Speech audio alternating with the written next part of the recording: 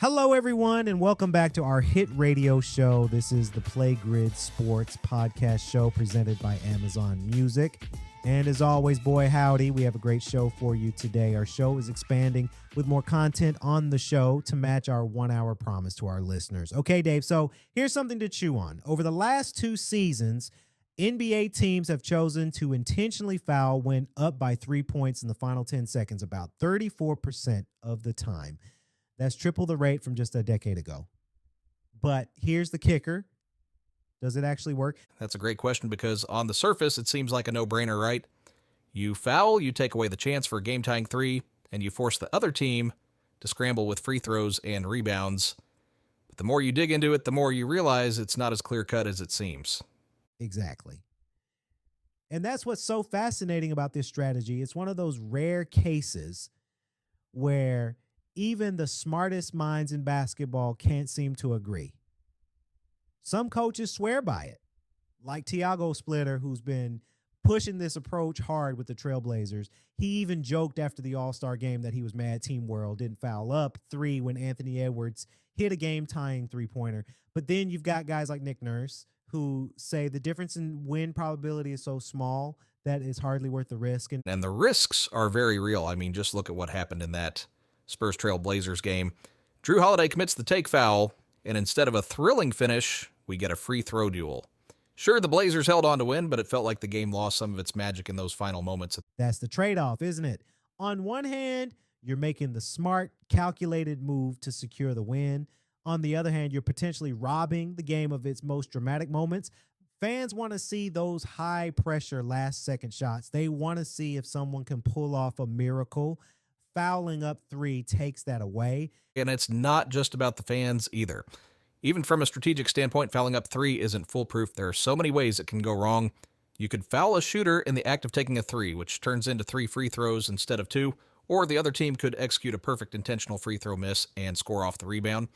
That happened to the Nuggets last month when Austin Reeves of the Lakers pulled off that exact sequence. It's a nightmare scenario for any coach. Oh, absolutely. And then there's the dreaded insta loss where you foul up 3, but instead of forcing overtime, you somehow lose in regulation. That happened to the Thunder in last year's playoffs against the Nuggets. They fouled. Denver made their free throws. OKC missed theirs. And then Aaron Gordon hit a game-winning 3. It's the kind of thing that makes you question whether the strategy is worth it at all. And yet, some coaches are diehard believers in it. Guys like Mark Daigneault of the Thunder and J.J. Redick of the Lakers swear by it. Redick even said on his podcast that he'd foul up 3 every single time because today's shooters are just too good. You can't give them a clean look at a game-tying 3. And he's not wrong. The level of shooting in the NBA right now is insane. If you're defending a guy like Stephen Curry or Damian Lillard, do you really want to take the risk of them hitting a contested 3? Sometimes it feels like they're more dangerous with a hand in their face than they are wide open. That's true, but let's not forget that even when teams play straight-up defense, the odds are still in their favor. According to the stats, teams trailing by 3 in the final 24 seconds only make 18.9% of their three-point attempts. That's a pretty low percentage, so if you're already in a good position to win, why complicate things with a foul? That's a fair point, and it's why so many coaches say they make these decisions on a case-by-case basis. They look at the time remaining, the location of the ball, the momentum of the game, and even the strengths of their own roster. For example, Daigneault mentioned that he became more aggressive with this strategy after the Thunder signed Isaiah Hartenstein, who's a beast on the boards. If you've got a guy who can secure the rebound after an intentional miss, it makes fouling up 3 a lot less risky. Context is everything, isn't it? But even with all that nuance, there's still this underlying tension between what's strategically sound and what's good for the game as a spectacle. I mean, how many times have we seen a potentially classic game fizzle out because of this strategy? It's like watching a movie with a terrible ending. It leaves a bad taste in your mouth. And that's what a lot of critics are saying. They compare fouling up 3 to the intentional walk in baseball. Sure, it's smart in certain situations, but it's not exactly thrilling to watch.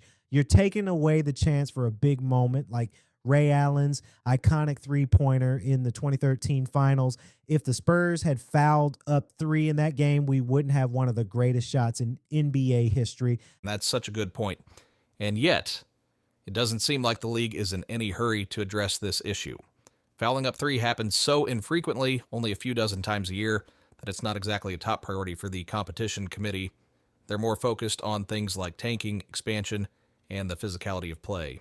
So for now, it looks like we're stuck with it. The thing is, even if the NBA wanted to change the rules, it wouldn't be easy. How do you penalize intentional fouls without creating other problems, like incentivizing flopping?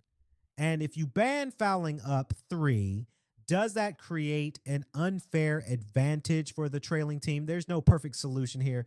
No, there isn't. But you have to wonder if the league might take action if we see more high-profile games, especially playoff games, and with free throw parades instead of dramatic three-point attempts. Fans want to see stars like Luka Doncic or Jason Tatum take those big shots, not watch role players trade free throws. Exactly. At the end of the day, basketball is about moments. It's about creating memories that fans will talk about for years to come. And while fouling up three might be the smart play, it's hard to argue that it makes for great theater. Maybe the league doesn't need a perfect solution, just one that keeps the game exciting. Well, until that day comes, I guess we'll just have to live with the trade-offs. Here's hoping the playoffs give us more buzzer beaters than free throw duels this year. And speaking of basketball, Dave, the WNBA just expanded to 15 teams, and it's the first time in over 2 decades that the league has grown this much. It's like watching a whole new chapter of basketball history unfold. That's exactly what it feels like. 3 new teams in just 2 seasons. Golden State last year, and now Toronto and Portland. It's a huge leap forward for a league that had been holding steady at 12 teams for so long. What do you think this means for the league overall? Well, for starters, it's a sign of the league's growing popularity and financial health. Expansion isn't just about adding teams. It's about tapping into new markets and fan bases. Toronto, for example, is a basketball crazy city thanks to the Raptors, and now they've got the tempo. It's a perfect fit. And the tempo didn't just show up. They've built a pretty solid foundation already. Brittany Sykes and Marina Mabrey in the backcourt. That's a duo that can make some noise right out of the gate. Absolutely. Sykes is such a dynamic scorer and playmaker, and Mabrey's consistency is exactly what you want when you're building a new team. She's been averaging around 14.6 points per game over the last few seasons, and I think she'll bring that same level of production to Toronto. Then there's Portland. The Fire are making their return to the league after folding back in 2002. It's such a cool full circle moment, and they've got Bridget Carlton stepping into a featured role. She's someone who could really surprise people this season. Oh, for sure. Carlton was more of a role player with the Lynx, but she showed flashes of what she's capable of. Last season, she set career highs in points, rebounds, and three-pointers. Now, as a primary scorer for the Fire, I think she's going to take her game to another level. Expansion teams always face a bit of a learning curve, but both Toronto and Portland seem to have a good plan in place. It's going to be exciting to see how they develop over the next few seasons. And while the expansion is a huge story, the player movement this offseason has been just as fascinating. Let's talk about Angel Reese. She's heading to the Atlanta Dream, and that trade feels like a game changer for both Reese and the Dream. Oh, absolutely. Reese has been a rebounding machine, leading the league in that category for the past 2 seasons. And now, with Atlanta moving on from Brittany Griner, Reese is stepping into a prime role. She's going to be playing alongside Ryan Howard and Alicia Gray in the backcourt, which means she'll have plenty of opportunities to shine. And she's only in her 3rd year. It's incredible to think about how much more she can grow. She's already a top 10 fantasy prospect, and with the setup in Atlanta, she could easily push into the top 5. It's a great fit for her and for the team. Speaking of great fits, how about Sato Sabali heading to the New York Liberty? That team is already loaded with talent. Brianna Stewart, Sabrina Ionescu, Jonquel Jones, and now they're adding Sabali to the mix. It's almost unfair, isn't it? Sabali has been a top scorer throughout her career, averaging 16.3 points per game. last season with the Mercury, but with the Liberty. She might not need to score as much. She's such a versatile player, though, that she'll find ways to contribute. That's the thing about Sabelli. She doesn't need to dominate the ball to make an impact. Her scoring might dip a bit just because there are so many options on that team, but she's still a top 20 fantasy prospect. If she stays healthy, she could be a real difference maker for the Liberty. Another player returning to familiar territory is Nneka Ogwumike. She's back with the Sparks after spending 2 seasons with the Storm. What do you make of that move? It's a homecoming for sure. Ogwumike spent the first 12 years of her career with the Sparks, winning an MVP and leading them to a championship in 2016. Now she's joining a front court that includes Darica Hamby and Cameron Brink, the number 2 overall pick from last year's draft. It'll be interesting to see how the minutes and responsibilities shake out, but Ogwumike's leadership and experience are invaluable. And she's still got plenty left in the tank. She's a top 20 fantasy prospect with top 10 upside if things break right. The Sparks are quietly putting together a really solid team. And then there's Skylar Diggins. She's on her 5th team now, signing with the Chicago Sky. That backcourt needed help, and Diggins could be exactly what they were missing. Definitely. Diggins has been an all-star everywhere she's gone. She's such a dynamic offensive player, and she should be the primary creator for the Sky this season. Pairing her with Rickea Jackson, who they got in a trade from the Sparks, gives Chicago a really intriguing duo. Jackson's been improving every year, and playing alongside Diggins should only help her continue to grow. She averaged 16.7 points per game over the last 21 games of last season, and I wouldn't be surprised if she matches or even exceeds that this year. The Sky are going to be fun to watch. Another trade that caught my eye was Ariel Atkins heading to the Sparks. She's such a versatile player. She can shoot, score, rebound, and even dish out assists. Playing next to Kelsey Plum on a team with playoff aspirations could be a great situation for her.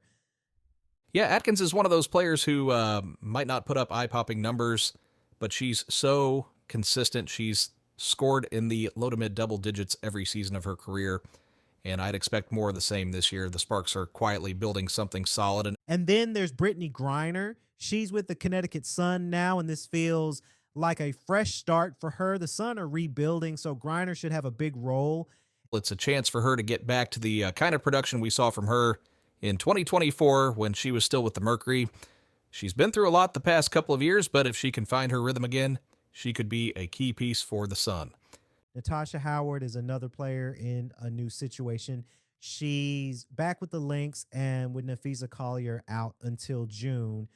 Howard could have a larger role early in the season. Howard's always been an elite defender and a strong rebounder, but she can score too. She averaged over 16 points per game for 3 straight seasons before her numbers dipped a bit last year. If she gets the opportunity, I think she'll remind everyone just how good she is. It's going to be such an exciting season. The new teams, the player movement, it feels like the league is more competitive than ever.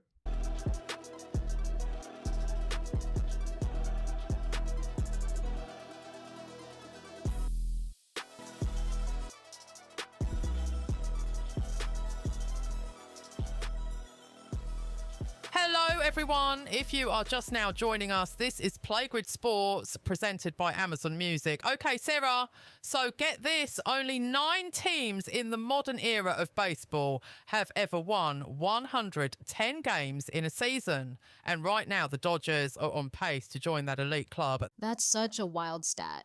But the real question is, can they actually sustain that pace? I mean, 110 wins is no small feat, even for a team as stacked as the Dodgers. Exactly, and it's not just about the wins, it's about how they're managing their roster and their overall strategy for the season. Alden Gonzalez made a great point about how the Dodgers are being incredibly cautious with their players. They're not pushing anyone too hard unless they absolutely have to. Right, and that's such a luxury to have. Gonzalez mentioned how players like Hye-Seong Kim and Alex Freeland are getting significant playing time, and even Roki Sasaki is getting starts that might not be entirely performance-based. It's clear they're playing the long game here, thinking more about October than the regular season. And that's been their approach for years now. They don't chase regular season records. They focus on being ready for the playoffs. Jeff Passan even said it outright. It's not in the Dodgers' strategy to go all out for 110 wins. They're more interested in pacing themselves and keeping their roster healthy.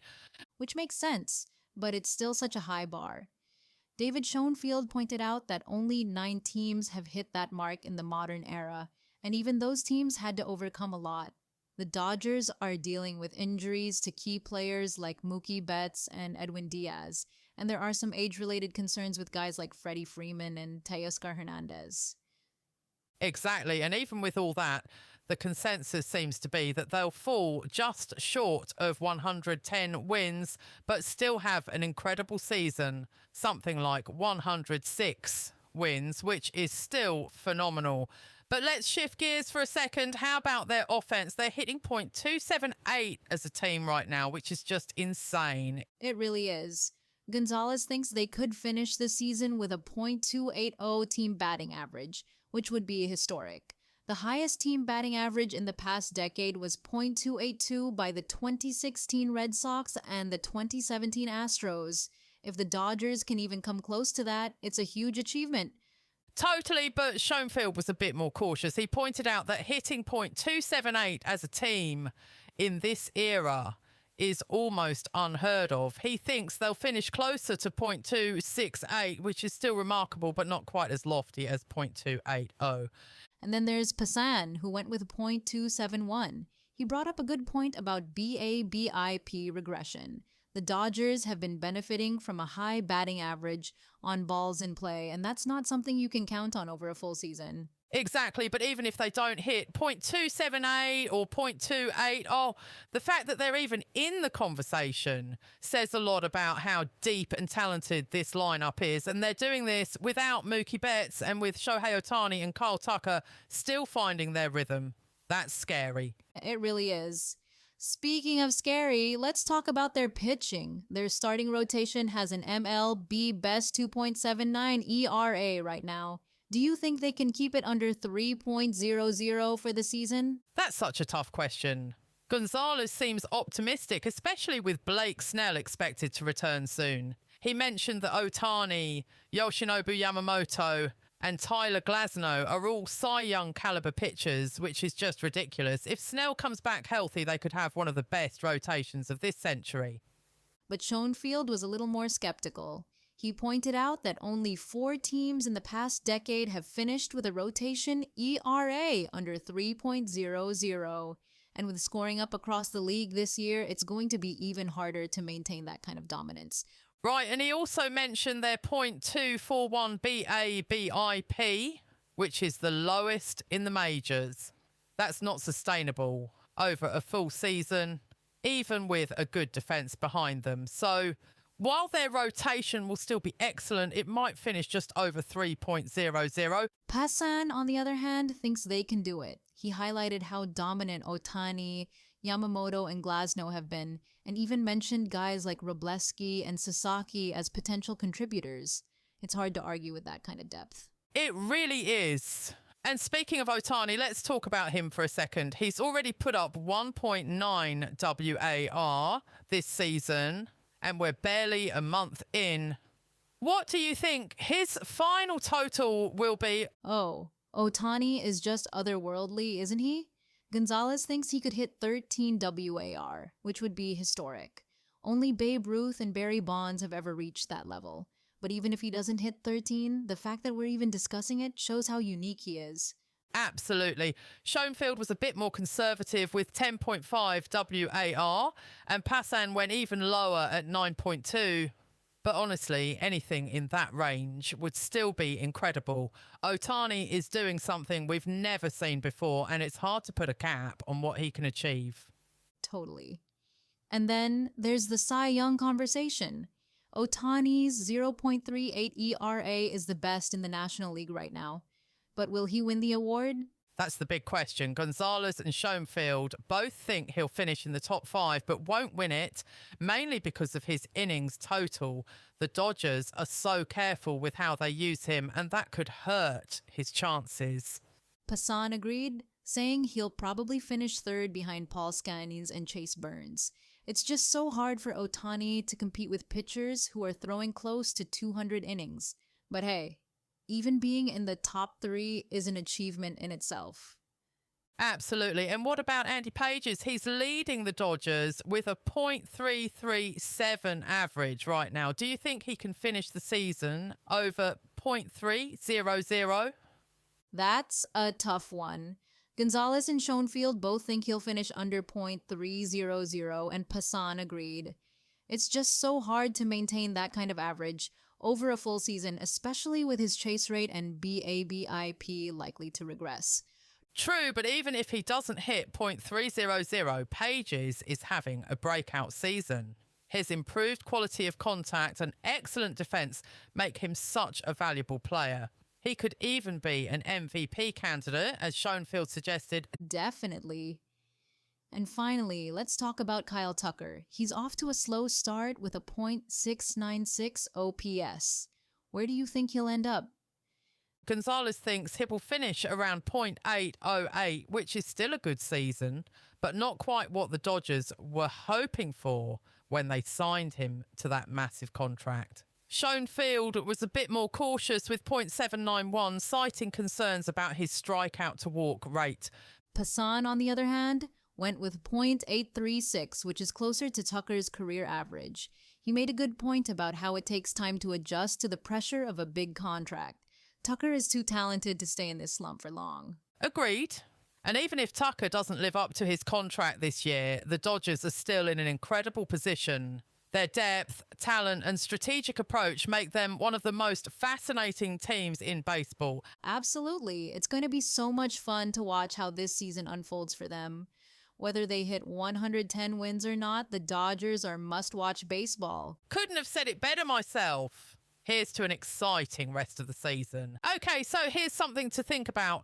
Michael Carrick, a temporary manager, has taken Manchester United from 7th to 3rd in the Premier League in just a few months. That's a turnaround most permanent managers would envy. Oh, absolutely. And what's even more fascinating is how he's done it. 9 wins in 13 games, and now they're just 2 points away from securing a Champions League spot. It's hard to argue with those results, but the question is, does that make him the right person for the job long term? That's the million-dollar question, isn't it? On paper, his record is impressive. But football management is about more than just numbers. It's about vision, adaptability, and how you handle the pressure of leading one of the biggest clubs in the world. Carrick has shown he can deliver in the short term, but is that enough? Well, let's look at what he's done so far. The game against Brentford is a great example. It showcased both the strengths and weaknesses of this United team under Carrick. On one hand, you had brilliant attacking football, Casemiro's early goal, Fernandez's incredible assist, and young Kobbie Mainoo's dazzling footwork. But on the other hand, there were those nervy moments, especially after Brentford's late goal. Exactly. It's like they're walking a tightrope. The attacking play is exciting, but the defensive frailties are still there. And yet you can't argue with the results. Carrick has done what he was brought in to do, steady the ship and get United back into the Champions League conversation. Right, and his tactical flexibility has been a big part of that. During the Brentford game, he made a smart adjustment at halftime, switching to a back three to counter Brentford's attacking threat. That kind of adaptability is something United's previous permanent manager, Ruben Amorim, was often criticized for lacking. That's a great point. Carrick's willingness to adapt is definitely a strength. But here's the thing, should United stick with him or should they go all out for someone like PSG's Luis Enrique? It's a tough call. Do you go with the promising up-and-comer or the seasoned veteran? It really is a tough call. On one hand, Carrick has proven he can deliver results in the short term. But on the other hand, someone like Luis Enrique brings a wealth of experience and a proven track record at the highest level. It's a classic dilemma for a club like United. And then there's the matter of timing. The longer the United hierarchy takes to make a decision, the more uncertainty it creates for Carrick, for the players and for the fans. This summer is going to be crucial, not just for the manager, but also for the squad. Oh, absolutely. The midfield in particular is an area that needs attention. Casemiro is leaving next month, and replacing him is going to be a massive challenge. He's been a rock for United this season, and his influence on the team can't be overstated. No, it really can't. Casemiro's goal against Brentford was his 9th of the season, and his overall contribution has been immense.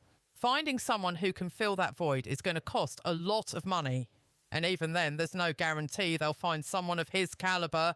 And then there's Bruno Fernandes. What a season he's had. 19 assists and counting, just one shy of the Premier League's single-season record. But it's not just about the numbers. It's his leadership and experience that make him so valuable. United can't afford to lose him. They really can't. And yet there's always that risk, isn't there? We know there was interest in Fernandes last summer. And there will likely be interest again this year. It's going to be up to the United hierarchy to convince him to stay. It's such a delicate balancing act.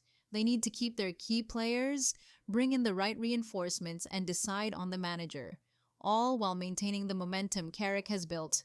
It's a lot to juggle. It really is. And let's not forget the younger players like Kobbie Mainoo. His performance against Brentford was a reminder of why it's so important to nurture young talent. He's got so much potential. But if United bring in too many new signings, there's a risk of stunting his development. That's a great point. Mainoo's ability to dance through defenders and set up chances is something you don't see every day. Carrick was full of praise for him after the game, and rightly so. But it's going to be a challenge to strike the right balance between giving him opportunities and strengthening the squad. And that's where the manager comes in. Whoever is in charge next season will have to navigate all these complexities. Carrick has shown he's capable, but is he the right person for the long haul? That's the big question. It really is. And it's not just about Carrick's abilities as a coach, it's also about the vision the club has for the future.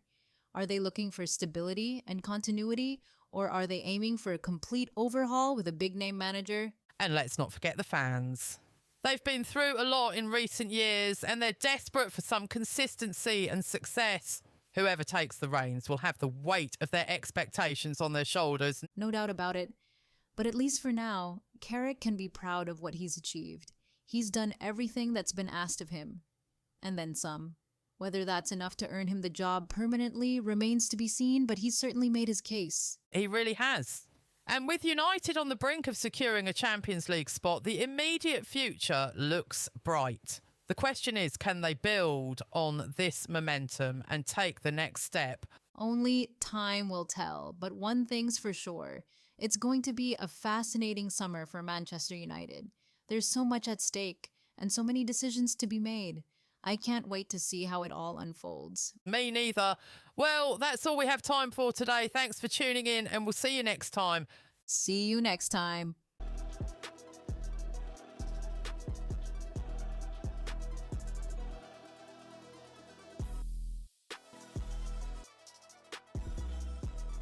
The 2026 NFL Draft wasn't short on excitement. Quarterback Ty Simpson to the Rams. Midway through the first round, big defensive additions for the Cowboys. A dynamic running back to the Cardinals. Two brothers going to the same secondary. 8 trades on day 1, and 41 across all 3 days. That was fun. Now we take it all in and try to make sense of the picks. Which teams nailed their selections from start to finish, tackling needs, sticking to the board, and actively getting better? Which teams found steals in some places, but reached in others? And which teams made real head-scratching moves, missing big opportunities to get value or fill a hole on the roster? Here are my annual NFL draft grades, where I size up all 32 teams' classes. I evaluated each front office's haul across the 257 selections, pulling in my own big board rankings and positional grades to see how efficient each franchise was in maneuvering the board. Trades, both up and down the draft order, were also factored in. That's all part of the overall value. I recapped round 1 on Thursday night and rounds 2 and 3 on Friday evening, but I'll go a little deeper here and touch on every team. We'll start with the best report cards I handed out for A grades. And go to the worst, yes. There's a few C marks. Teams that have identical letter grades are listed in alphabetical order. For more on how these rookie classes stack up, check out NFL Draft Daily. and listen to the final episode of the First Draft podcast this week. Top needs entering the draft: left tackle, wide receiver, defensive tackle, safety, guard, cornerback. The Browns came into Thursday with 2 first-round picks, thanks to last year's trade with the Jaguars, so Jacksonville could go up to no. 2 for Travis Hunter, and 2 big needs. Would they go receiver at no? 6, and defensive tackle at no. 24. OT at no. 6, and WR at no. 24. Or would they completely shake things up and entertain a trade? They ended up going OTWR, and then hitting both positions again on day 2. The Spencer Fano and Austin Barber picks could be the final touches on a complete offensive line rebuild this offseason.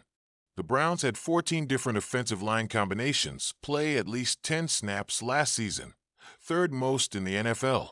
Then, everyone was gone. Wyatt Teller signed with Houston, and Cam Robinson, Jack Conklin, Joel Bitonio, and Ethan Posick are all still unsigned.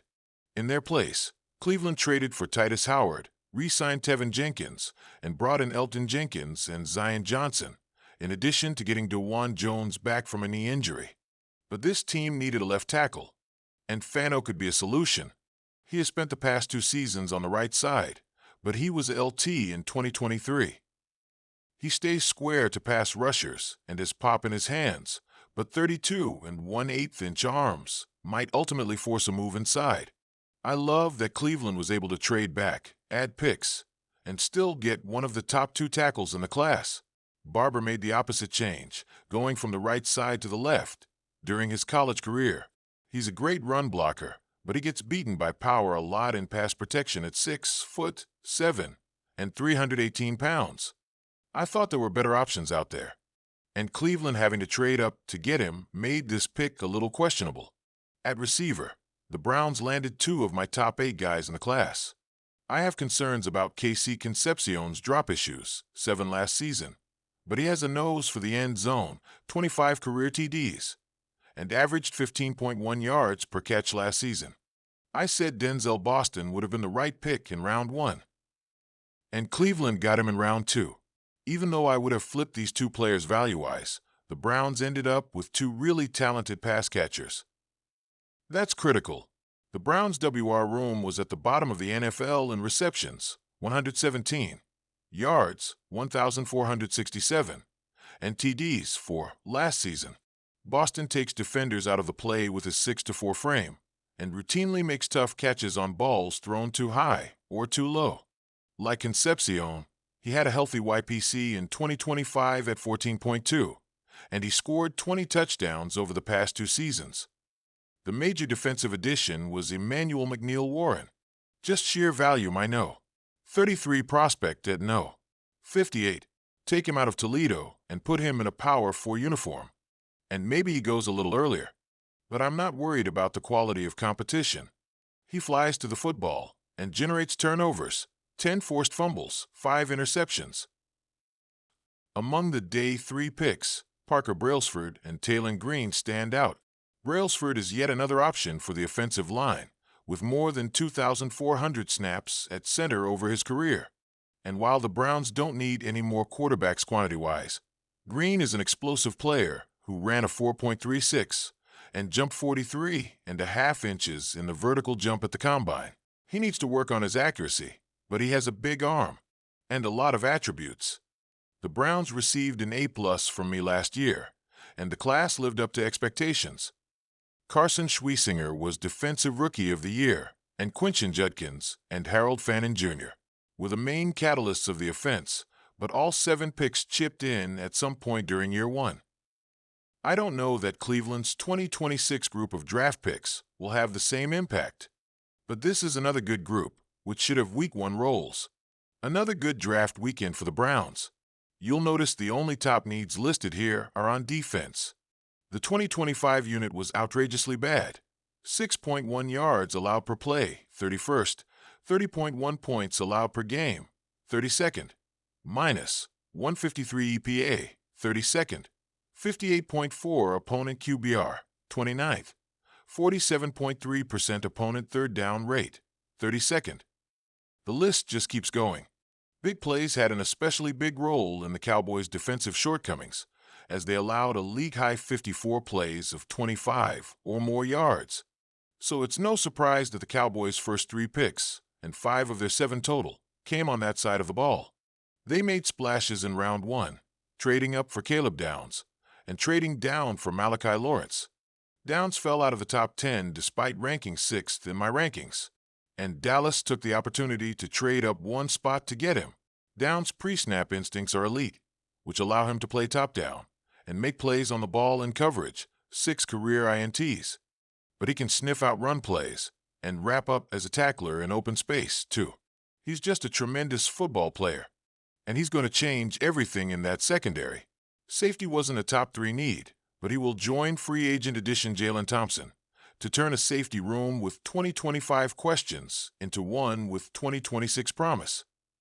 It's tough to get a steal at 11, but Dallas might have done it. Getting Lawrence later in round 1 made things even better. Edge rusher was my 1 need for Dallas, and Lawrence had 7 sacks and 14 tackles for loss last season. Jadeveon Clowney led the team with 8.5 sacks last season, but he's still unsigned. Between trading for Rashawn Gary and drafting Lawrence, 3rd-rounder Jyshawn Barham, and 4th-rounder LT Overton, the Cowboys are at least building that unit back up after dealing away Micah Parsons before last season. And I thought the Barham and Overton picks were good value.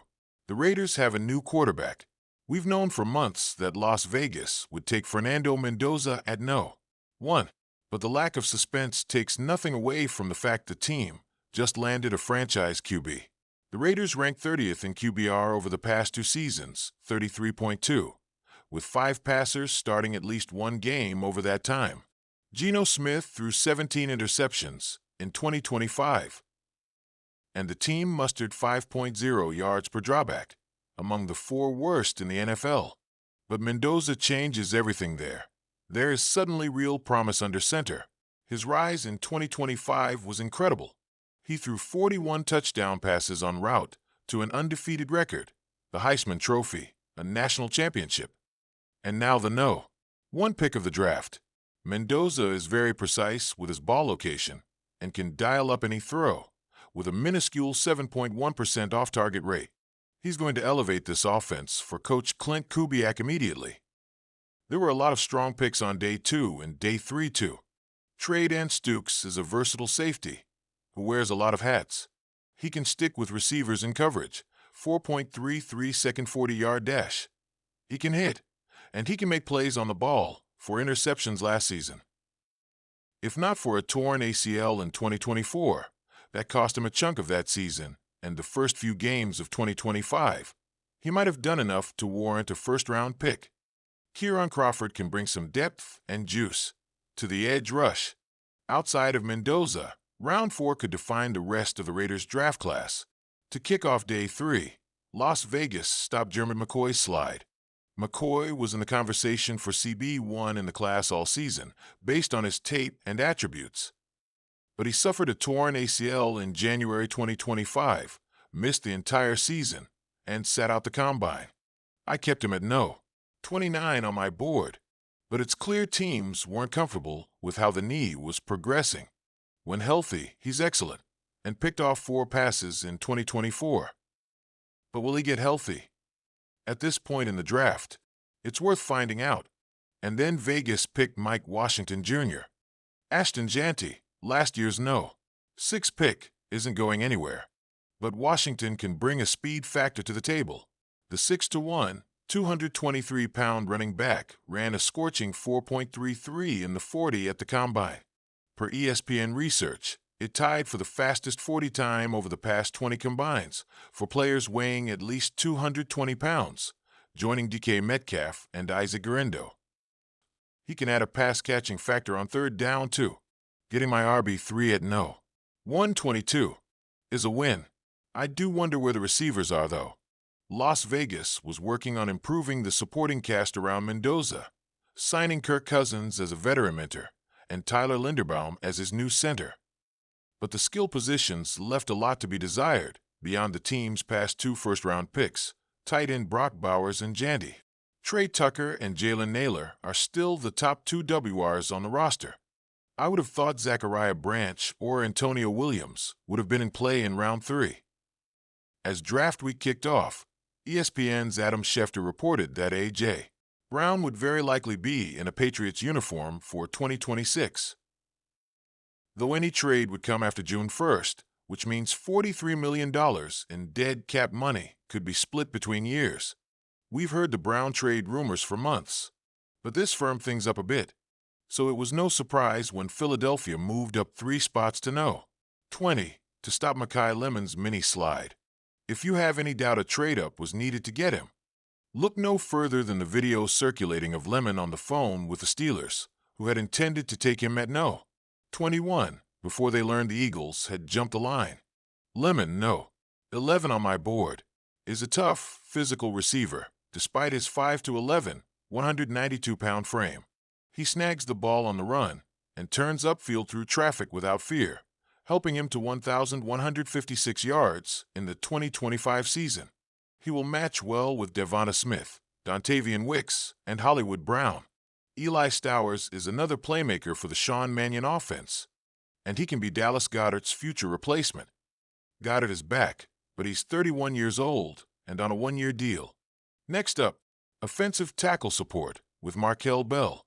Remember, General Manager Howie Roseman likes to draft for future needs. There's no guarantee that Stowers takes over for Goedert, or Bell develops enough to take one of the tackle spots when 35-year-old Lane Johnson retires.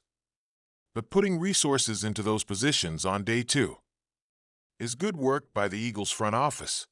Cole Payton probably won't beat out Tanner McKee or Andy Dalton for QB2 behind Jalen Hurts. But he ran for 777 yards and 13 touchdowns last season. I think Mannion could use him in some packages. Payton runs a 4.56 at 232 pounds, so I'm envisioning some sort of Taysom Hill role in Philadelphia. As a passer, he's very accurate, despite a long delivery. The rest of the day, 3 bunch is filled with dart throws. Micah Morris is athletic. UAR Bernard has some intriguing physical traits. And Keyshawn James Newby was unstoppable at the end of last season for 0.5 sacks over the final 5 games. To cap it off, remember that the Eagles made a draft weekend trade for Jonathan Greenid. They sent a pair of third-rounders, one in 2027, to Minnesota for Greenid, and a 7th-rounder, used on Cole Wisniewski. Greenid had just 3 sacks last season, after hitting at least 12 in the previous 2 years. But he's an instant starter for Vic Fangio. Let's flash back to 2022, when the Jets had 2 picks in round 1 and ended up making 3 selections: Sauce Gardner, Garrett Wilson, and Jermaine Johnson. Only one of those players is still with the team, and one of them was actually traded for one of the Jets' first-rounders this year. But we're running it back. New York added 3 playmakers on day 1, starting with David Bailey. I made the case that this should have been Arvell Reese because of his high upside, but Bailey brings tangible production to the table, having led the nation in pressure rate, 20.4%, en route to 14.5 sacks, which also tied for the most among all FBS players. He's a bendy 251-pounder with 4.5 speed that allows him to get on top of QBs quickly. Johnson is in Tennessee now, so the Jets needed a real presence opposite Will McDonald for. They were 31st in sacks last season, with 26. New York went with offense at numbers, 16 and 30. The Jets used a second-round pick on Mason Taylor last year. At tight end, 44 catches in year 1. But that didn't stop them from jumping on Kenyon Sadiq in the middle of round 1. It wasn't the most obvious need, and I had zeroed this one in on receiver Mekhi Lemon. But Sadiq is going to be used all over the formation and is basically a big receiver when he's flexed out. He ran a 4.39 in the 40-yard dash and jumped 43.5 inches in the vertical jump at 241 pounds. He can box out cornerbacks and safeties and outrun linebackers. So it's no surprise that he's terrific after the catch. Coming right back with Omar Cooper Jr. after trading back into the first round suddenly turns one of the worst pass-catching groups in the NFL, if not the worst, into a promising unit. Cooper caught 13 touchdowns last season The Jets only made one pick on day 2. But I love what they did. D'Angelo Pons isn't for every defense at 5'9" and 182 pounds. But the Jets didn't have a single interception last season. Not one. So adding a slot corner, with 7 picks and 27 pass breakups over his 3-year college career, is a good move. Recall that Pons got a lot of attention at the Combine when he leapt 43.5 inches in the vertical. He's a tough kid who plays bigger than his size. Where's the QB, though? Well, probably in 2027, when the class is expected to be very, very good, and when New York is again set up with multiple first-rounders. But the Jets did add K.L.P late. He's competition for Brady Cook for the QB2 role. At one point, he looked like a first-rounder. But 2025 wasn't kind to his resume, as he went from 36 passing touchdowns in 2024 to 16 last year.